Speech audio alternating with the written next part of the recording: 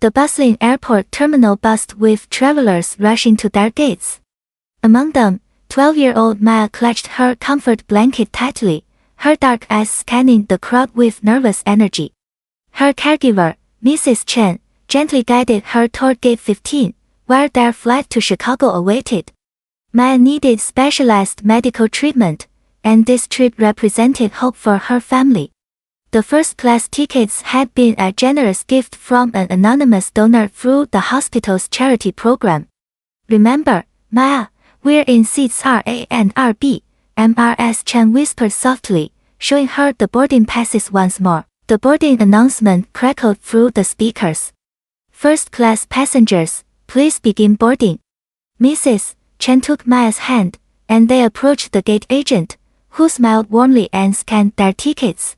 But as they entered the aircraft, flight attendant Sarah Mitchell looked up from her clipboard, her expression immediately shifting to suspicion.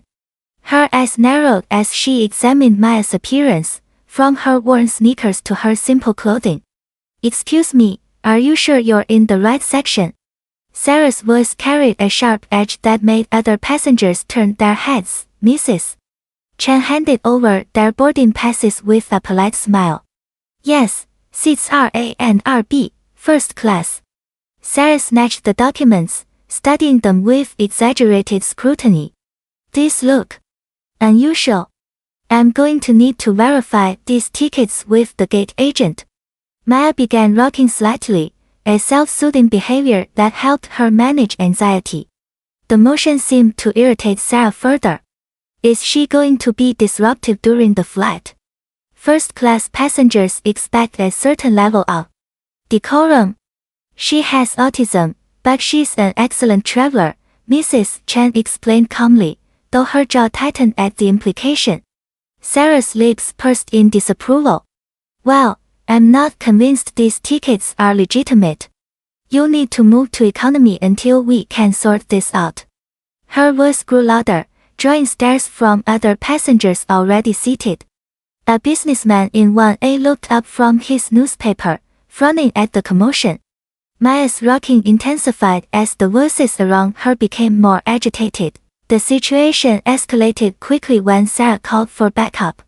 "Security, we have a situation in first class. Possible fraudulent tickets." Mrs. Chen's face flushed with anger and embarrassment. "These tickets are completely valid.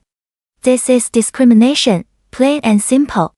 But Sarah was relentless, her prejudice now fully exposed. "Ma'am, you need to comply or you'll both be removed from the aircraft." Maya began to hum softly, a coping mechanism that helped her process overwhelming situations. "She's steaming because she's scared." Mrs. Chen protested as Sarah roughly grabbed Maya's arm. "Don't touch her." The confrontation reached a breaking point when Sarah forcibly led them toward the exit, Maya's distress now visible to everyone aboard. Passengers whispered among themselves, some pulling out phones to record the shocking scene. The humiliation was complete as they were marched down the jet bridge, Maya's soft sobs echoing in the confined space. Unknown to Sarah, her actions were being witnessed by more than just random passengers. David Thompson stood at the gate's observation window, having arrived to catch a later flight to the same destination.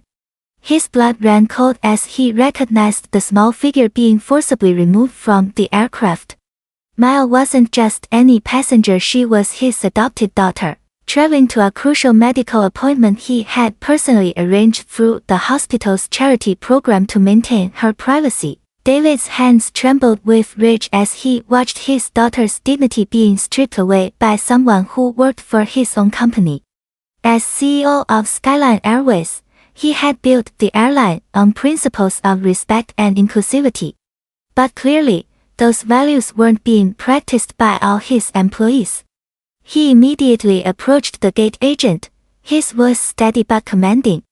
"I need to board that aircraft immediately. Official company business." Within moments, David strode down the aisle of the plane, his presence commanding immediate attention. Sarah looked up, confused by the sudden appearance of this well-dressed man. "Sir, you can't be here without a boarding pass." David's eyes blazed with controlled fury as he faced the woman who had just traumatized his daughter. "I'm David Thompson, CEO of this airline. And you, Sarah Mitchell, are fired." The cabin fell silent as the weight of his words sank in. Sarah's face went pale. "Sir, I was just following protocol." David cut her off with a raised hand. "Protocol? You just discriminated against a disabled child based on her race and economic appearance. You violated every principle this company stands for." His voice carried throughout the cabin, ensuring every passenger understood that justice was being served. Within the hour, Sarah was escorted from the aircraft while David personally apologized to each passenger for the disgraceful incident. He announced immediate policy changes, including mandatory sensitivity training and a zero-tolerance policy for discrimination. But more importantly, he rushed to the terminal where Maya and Mrs. Chen waited, wrapping his daughter in the loving embrace she desperately needed. As their rescheduled flight finally took off, Maya slept peacefully in her father's arms. The other passengers, having witnessed both the injustice and its swift correction, felt a renewed faith in the possibility of corporate accountability. Sometimes, justice doesn't just prevail, it soars at 30,000 feet, carried on the wings of love and moral courage that refuses to be silenced.